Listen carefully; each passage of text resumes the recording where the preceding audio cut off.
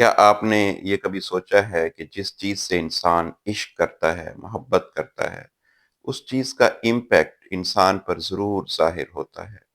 जिस चीज़ के हुसूल के लिए इंसान हर वक़्त तग-ओ-दौ में लगा रहता है, भाग-दौड़ में, एफ़र्ट करता है, अपने दिल, दिमाग, रूह में उसी को बसा लेता है, उसी के पीछे भागता है।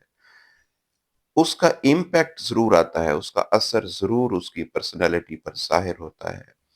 कभी आपने ये सोचा है कि क्या वजह है कि इंसान माल और दौलत से इतनी मोहब्बत करता है कि माल और दौलत के हुसूल के लिए बाज़ लोग अपने करीबी लोगों को छोड़ देते हैं, अपने करीबी लोगों का हक खा जाते हैं, अपने करीबी लोगों को कत्ल कर देते हैं ताकि उनका माल खा सकें।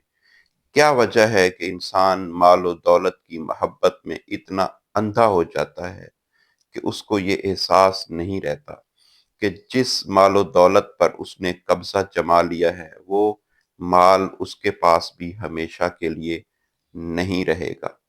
क्या आपने कभी ये सोचा है कि इंसान ऐसी चीज़ से मोहब्बत ही क्यों करता है, जो रास्ते में साथ छोड़ जाएगी? क्योंकि माल और दौलत ज़ाहिर है एक वक़्त तक इंसान का साथ देते हैं, उसके बाद माल इंसान से अलग कर दिया जाता है।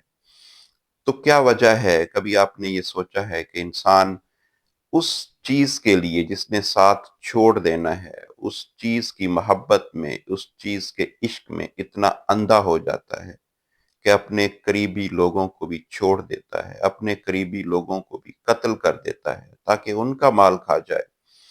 क्या वजह है कि ऐसी चीज़ के हुसूल के लिए इंसान इतना अंधा हो जाता है?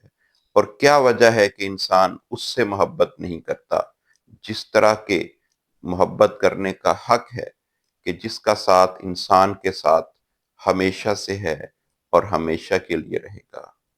Thank you.